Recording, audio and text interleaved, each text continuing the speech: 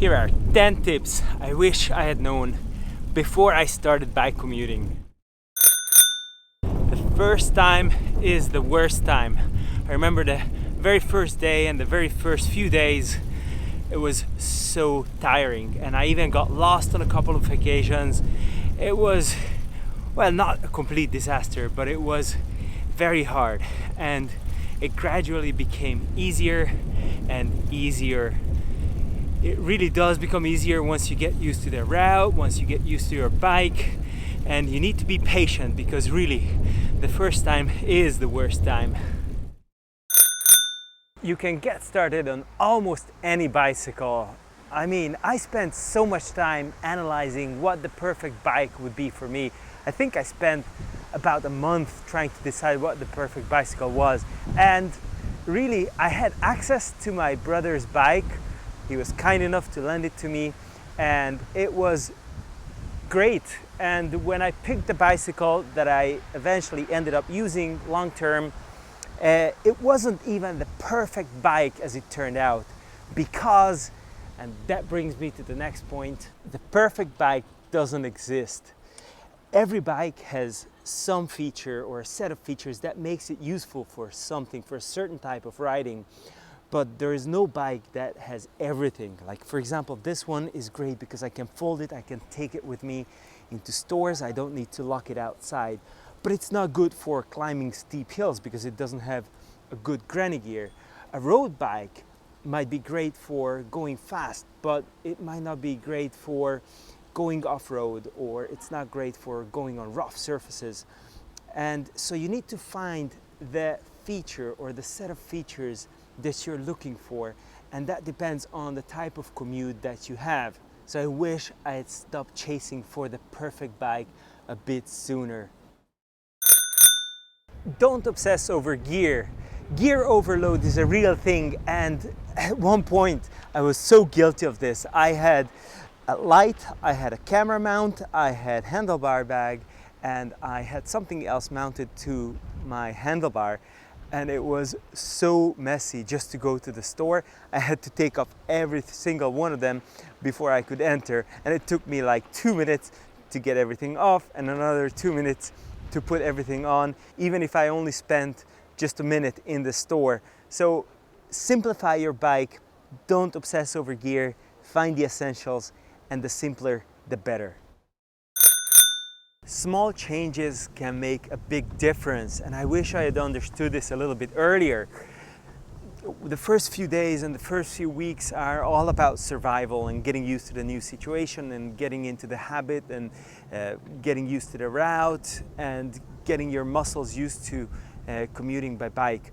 But instead of looking for radical differences and radical changes in the bicycle, you can make small adjustments, and they make a big difference, and you start appreciating that after a few weeks probably.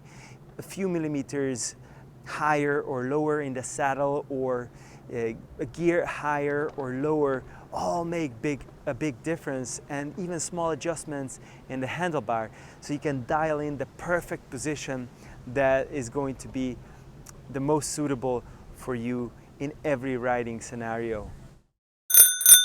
Make the bike accessible and ready to ride at all times. It took me a while to figure out that if I kept my bike neatly stored away, then I would have to make an extra effort to get it ready to ride it. But if I just keep it ready to ride with all the lights charged and the backpack or the pannier or whatever I use for commuting in that particular season, if everything is ready, then all I need to do is just jump on the bike and off I go.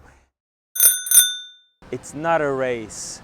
Not against anyone else, not against yourself, and not against the clock. Well, sometimes against the clock.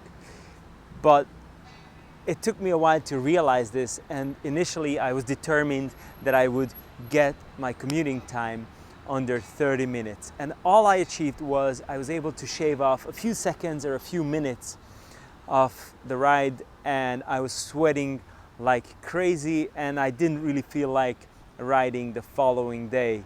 So really, you need to find the perfect cadence and the perfect pace.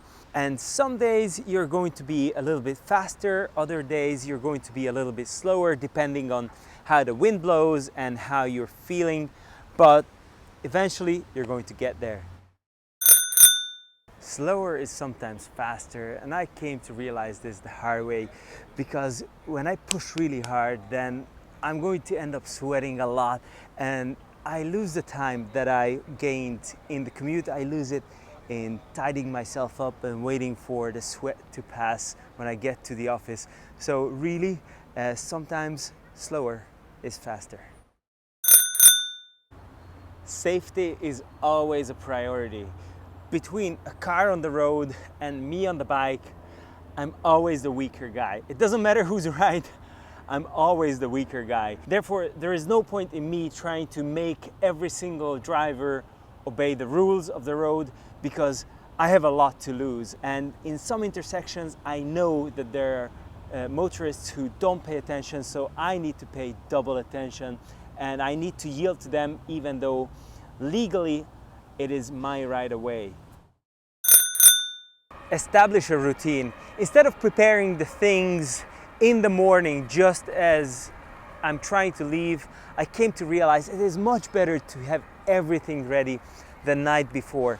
The pannier or the backpack ready and packed. I check the weather forecast on my phone, and I prepare my clothes as well. That way, all I need to do in the morning is get dressed, double check the weather, and leave.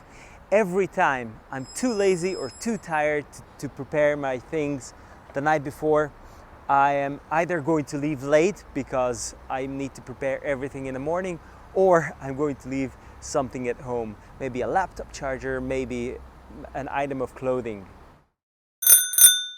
And remember, it is okay to not ride every single day. Sometimes you might be a little bit too tired, sometimes you might be exhausted, but you don't have to feel the pressure of a superhero on your shoulders, because riding is not an obligation. It is really something that is fun. It should bring you joy. And if your body craves for it, well, give it a break. Now, bike commuting is one of the best decisions I have made in the last few years. It has allowed me to interact with my city, with my bike, with myself, with my surroundings in a very different way. And there are so many other good reasons to bike commute. And if you want to have 11 good reasons why you should give it a try too, why not click on this video in which I explain why I ride the bike to work. See you there.